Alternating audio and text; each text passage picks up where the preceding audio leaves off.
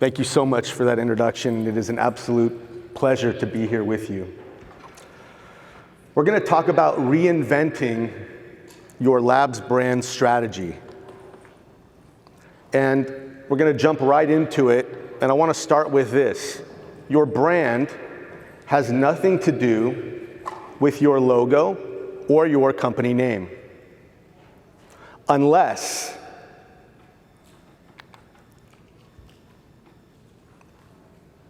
it stands for a promise that is more valuable than the commodity that you make.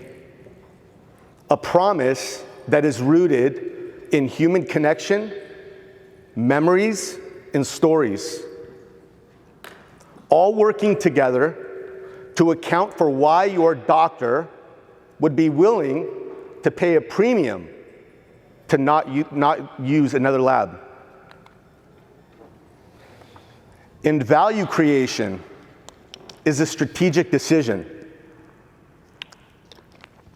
And branding is about making a choice about who we're creating value for, how will they recognize that value, and what will they be willing to trade for that value.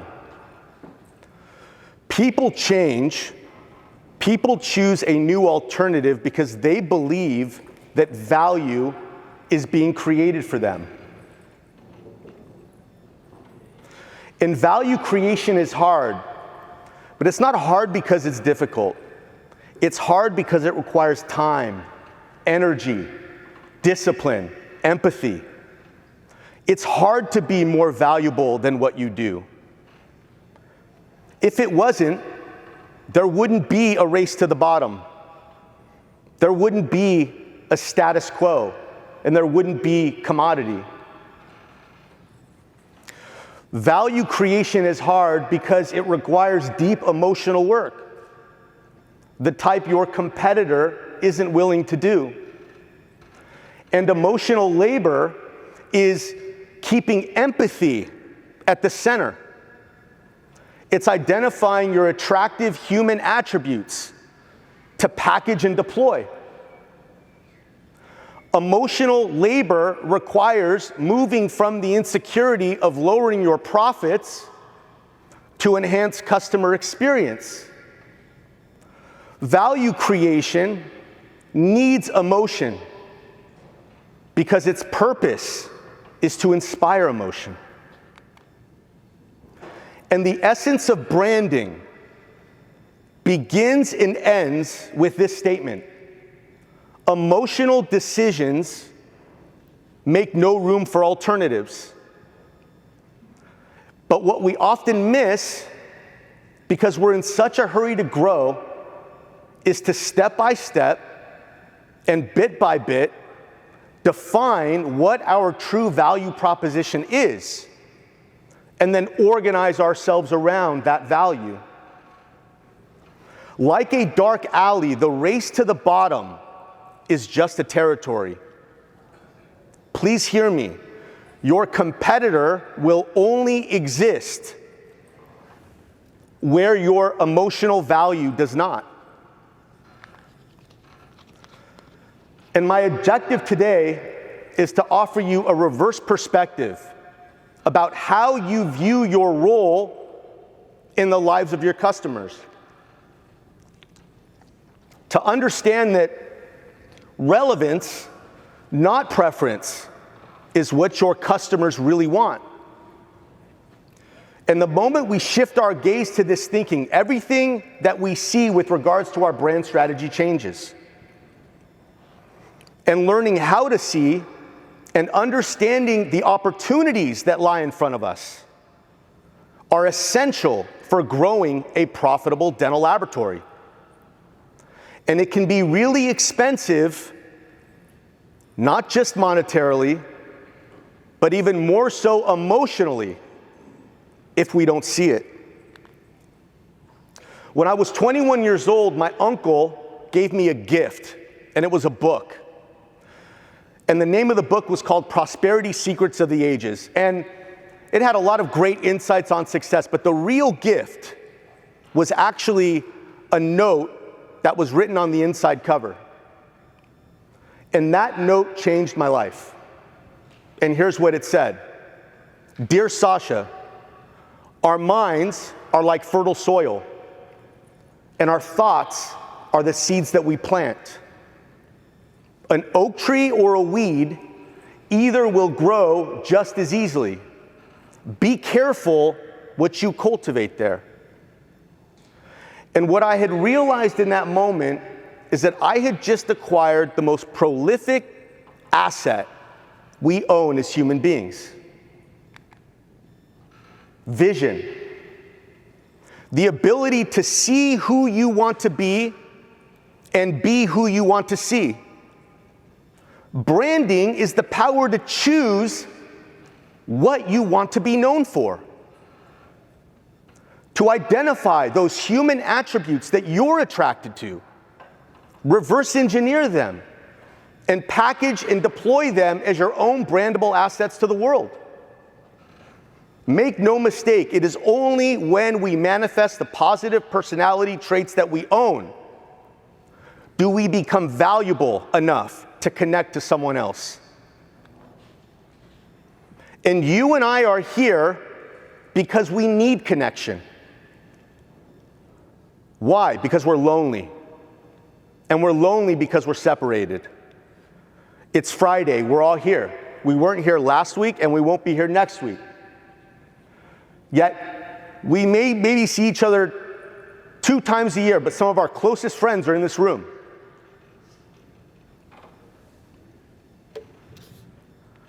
And the fact that we're all amongst competitors has no bearing on this intrinsic need to connect. And this is the community that I was born in.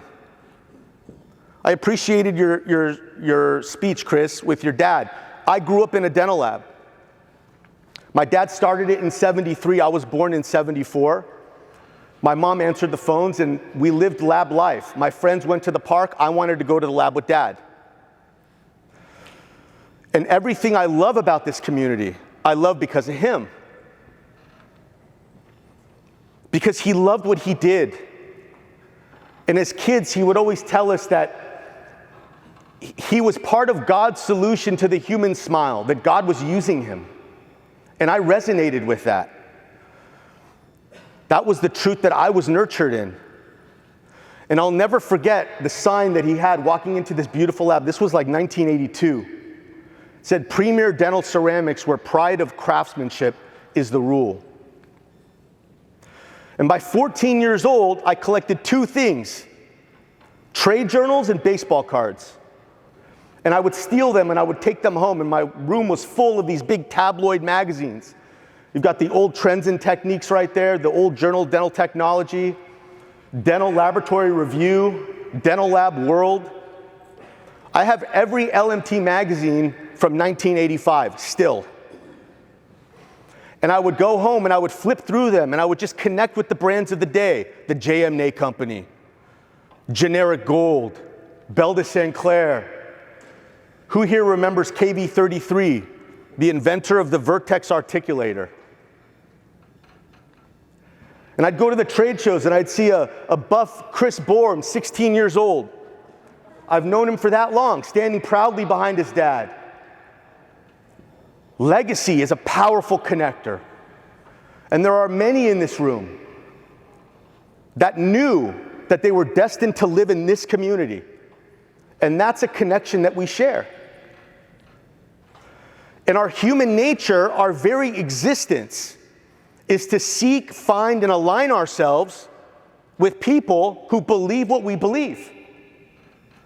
That our quest in life is to find the others whom we share a common set of values and beliefs. And when we find them, we commune. Because our life happens where our communities live. And in the 1960s, a small little town in Pennsylvania called Roseto became a global curiosity. Medical researchers actually moved there to try to find out what was going on. And history would record it as the Rosetto effect. In the 1960s, a US town called Rosetto was an anomaly in America.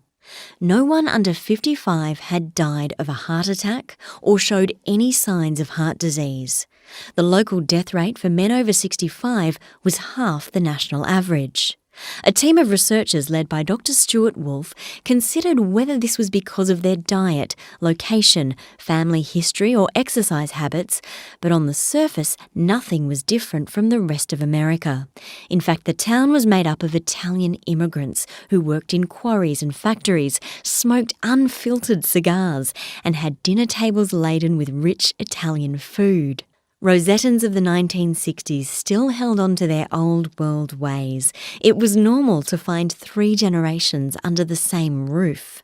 80% of men in the town were members of at least one community group. They would gather in each other's kitchens, play cards and simply talk. The conclusion? Rosettans were nourished by each other.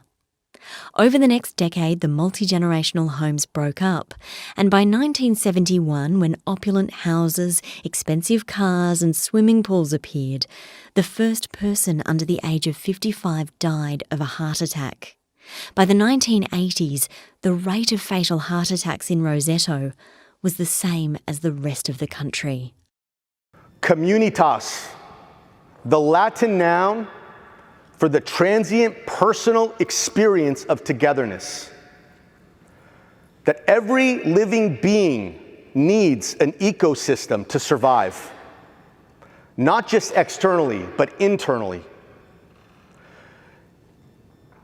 And that it's that exclusive place where we collect all that is valuable to us. I call it my life's camp. And it's everything that brings my life meaning is collected, protected, and kept close. For me, it's Jesus first, family, friends, places, food. It's where I choose to spend my time, my resources, and my loyalty. Our camp tells us about ourselves, and it tells other people about us. And for you as a dental lab, the very aim of branding is to inspire your doctors to invite you into their camp. And your dentist is surrounded by finite players trying to play an infinite game.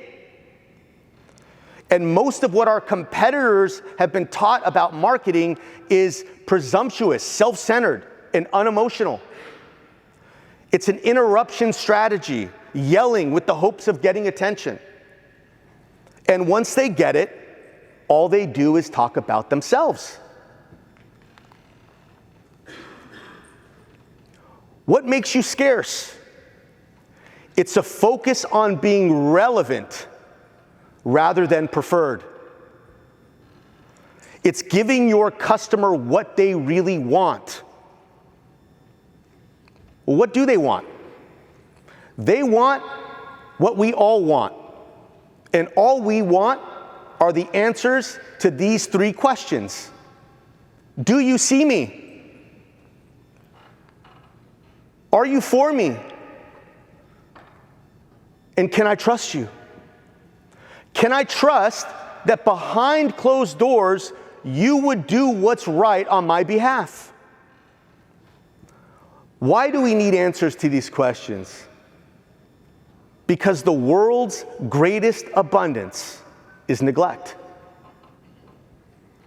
And branding is an experiential outreach. It's saying with actions, I see you, I'm for you, you can trust me.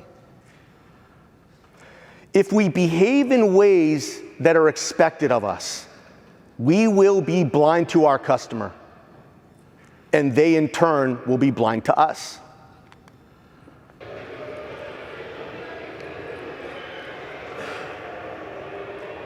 Traditional marketing tells us that we are in a battle for attention. The problem is our customers are always moving and their brains are crowded. And because we have so much coming at us, what do? We ignore it. But to cope, we group things by likeness. For example, your dentist will take the category of dental labs and define you by what you do. Labs make teeth. And when another lab comes along that makes teeth, and we don't have something more valuable to offer, you have officially entered the race to the bottom.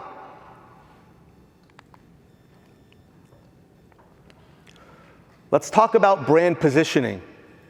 True positioning is to help a busy human find an emotional anchor. And that anchor is a connection with the point of the arrow being experienced emotion. True quality, please hear me, true quality is not a function. It is a feeling.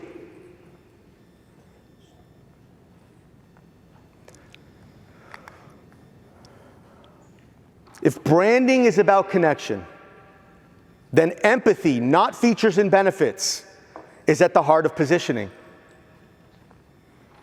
And when we understand this, our target market actually changes from being obsessed with the customers we don't yet have to honoring the customers that have already trusted us. Empathy is going where your customer is, rather than allowing your customer to come to you. And for the customer, we become the very solution for the same neglect that we ourselves experience.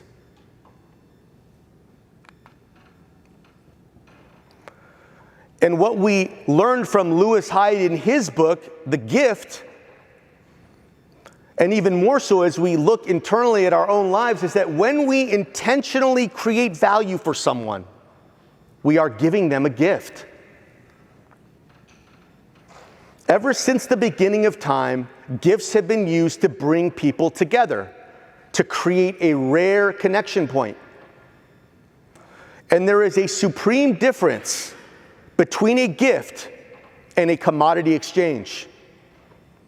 The gift is a mechanism that is used to generate a feeling, an emotional bond between two people. But a commodity exchange is a walk-away trade, leaving no necessary emotion or need for connection. And the ability to create value that is recognized is essential for your brand. Please hear me, discounts are not a gift. Promotions are not a gift. These are conventional manipulations that are more of the same strategy. There are rules to value recognition in which 5 boxes must be checked.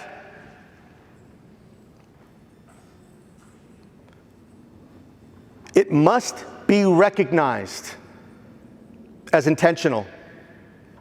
It must be recognized as beneficial. It must be recognized as having cost you something. The customer must recognize that you didn't have to do it. And then when we check these boxes, we meet our customer at the intersection of clarity and surprise. And this is where the seed of your brand drops into fertile soil. Clarity, because they now know something about you they didn't know before.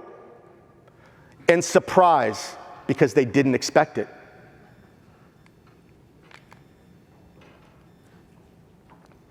The attention that someone gives us is not a right, but a privilege. It represents a choice.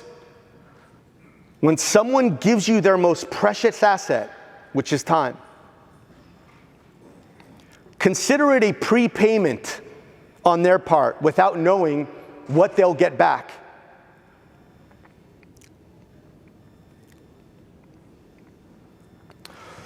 How am I doing on time? Am I all right? Okay. Pillar moment here. It is the return on attention that makes you more valuable than what you do. And when this happens, we are then granted the greatest asset that we can possibly own as a brand. And that's the brand asset of permission. What is permission to a brand? It is the opposite of interruption marketing. Permission is the privilege of delivering anticipated, personal, and relevant messages to the people who actually want to receive them.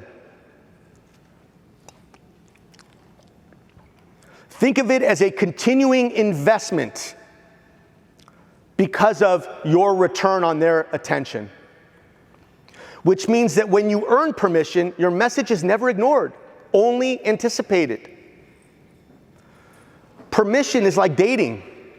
You don't start by asking for the sale at the first impression. It's tactical. You earn the right over time, bit by bit, over and over again. You can't take 10 tons of truth over a 2-ton bridge. You will lose the bridge and the truth. Permission would be like asking your customers, if you want to hear from me, please raise your hand. Those who will become loyalists will opt into who you are, not what you do. And those that raise their hand are giving us something very precious. The simple understanding of permission is this: would they miss you if you were gone? The second strategic pillar, execution, is the ultimate differentiator. It doesn't matter what we learn or what we want. If we do nothing, nothing will change. To differentiate yourself, there are tools that we need. But these tools might be the very thing that you fear the most. How do we stand out then? How do we get heard? How do we differentiate ourselves in a marketplace that is screaming the same value propositions, the same better price promise? It's no secret that our industry is trending towards commoditization. And many of you may fear the race to the bottom, and understandably so. But I'm here to say, fear not and be discouraged, because there has never been a greater opportunity to differentiate yourself in the market. Because if you study market dynamics, you'll understand that the commoditization of any industry will share a common thread: a diminished perception of value. Over time, the marketing, communication, and experience becomes so entrenched in the status quo that the market invariably finds itself in a trap, in a sea of oneness. And there's a prolonged lack of emotional value that exposes price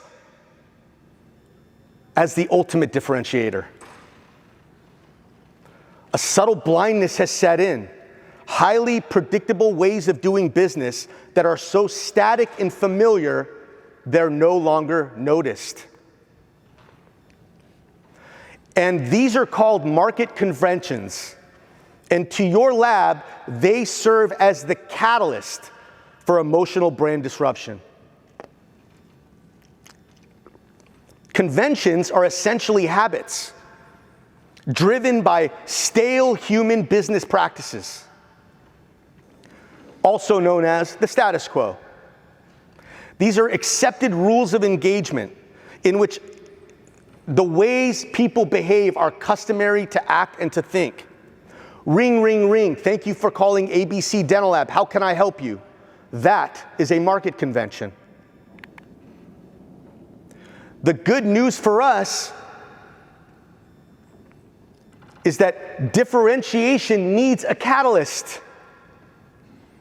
And those market conventions serve as the departure points for a valuable brand disruption. To differentiate yourself, we need to overturn those conventions. Because the status quo behavior reveals where the market is stuck. And opportunities are everywhere. But we have to see, and as Apple famously said, think different. Disruption methodology is a way of thinking and seeing backwards. Its name implies rupture, nonlinearity, nonconformity. Disruption seeks to identify conventions and overturn them with intentional creativity. And at Harvest, we call this framework refreshing by design. And it's a discipline, an operating system, a framework, a roadmap that serves as an incubator for value-based behavior that can be recognized. RXD is our radically open brand practice and our value creation methodology. And we apply it to everything we do, whether it's product design, behavior at the touch point level, marketing communication, or our internal culture. It's a catalyst for the imagination, and it focuses on new perspectives, serving as the opposite of more of the same thinking. And the disruption model consists of a three-step process. First, we identify the market convention.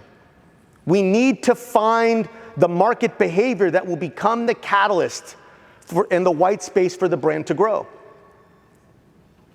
The vision. This is the shaping force, right? It's identifying the human attribute that we want to deploy. It could be generosity. It could be gratitude. The disruption is the rebellious execution that will overturn the convention with a value that the customer does not expect. And when hunting for conventions, we focus in three mining fields. Service conventions. These are all the human touch points that are fully automatic. It's everywhere where your dentist or your lab touch each other. Marketing conventions. This includes finding the common threads about what your competitors say about themselves. And even more so, what dentists perceive. How a dentist perceives a laboratory to market itself is a convention. And then we have product conventions, right? For dental labs, this could be your packaging. How do you package your crown to your dentist? Cardboard box, crown box, bubble wrap? Is it like everybody else? Service conventions consists of all of those touch points where you interact. Remember, when we talk about conventions, we're talking about how people think, right? Conventions are impediments to clear thinking. And so we have to ask the questions, what are the preconceived notions that your doctor has when it comes to dental technicians and dental laboratories? If there is a remake in question, what could they possibly be thinking before they pick up the phone and call you? That could be a disruption moment waiting to happen. Product conventions represent a preconceived notion that the product will do exactly what it's supposed to do.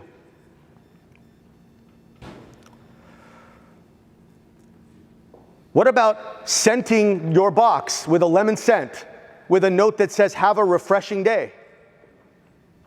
Right? Again, it's thinking outside the lines to overturn conventional expectation. What could a dentist expect from a dental lab marketing piece or ad? The word smile in our industry is a convention.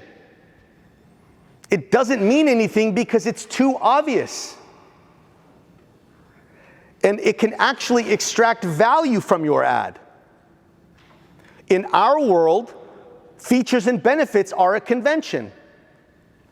Features and benefits are about me, my product. Instead of telling you how great Harvest PMMA is, what we'll do is seek to flip the narrative through our disruption methodology. To not make it about me, but about us, about what we do and why we do it. Happy birthday! Thank you. Oh my gosh. You can't see them.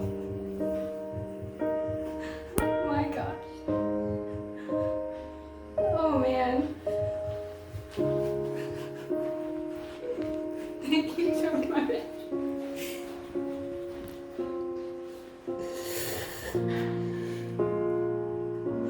I can actually smile now. Oh, thank you so much.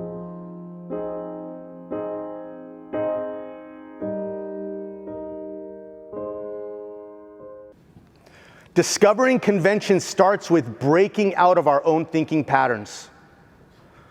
We ourselves are in bondage to conventional thinking, so we have to be the first to break out. We have to know the box full well so that we can think outside of it. Unlearning is a discipline, and it questions everything that up until now has proved effective. It's asking radical questions, silly questions, pushing boundaries. Why is orange juice a morning drink? Right? Why do we talk about brunch but never dinner? These are the types of questions that disruption seeks to mine out, to find those angles of disruption and differentiation. And I land this airplane bringing it back to the vision. Your vision is who you want to be and what you want to be known for. If you want to be generous, visualize your execution. Find the convention. Create that surprise and delight moment. Do not be deceived in thinking that if your vision is not big, it's too small. There is no such thing. A vision cannot be big, it can only be clear. A vision cannot be sized, it can only be seized.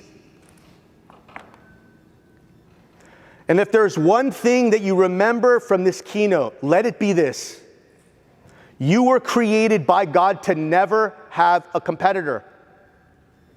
Your thumbprint is God's promise to you that you are exclusive, that there is no one like you in all of creation, past, present, or future. Your attributes, the traits of your personality, you were created to give them away as gifts. Your brand will be that exclusive goodness that can only come from you. And I close with a quote from Maya Angelou in a short 2-minute video. People will forget what you said. People will forget what you did. But people will never forget how you made them feel. As long as there are humans, there will always be loyalty. Because we need connection to live, for without it, we die. It won't be your good price, and it won't be your service, or your good aesthetics, or your good fit. It will be the answer to this question: if your lab was gone today, what would your doctor miss about you tomorrow? Because emotional decisions make no room for alternatives.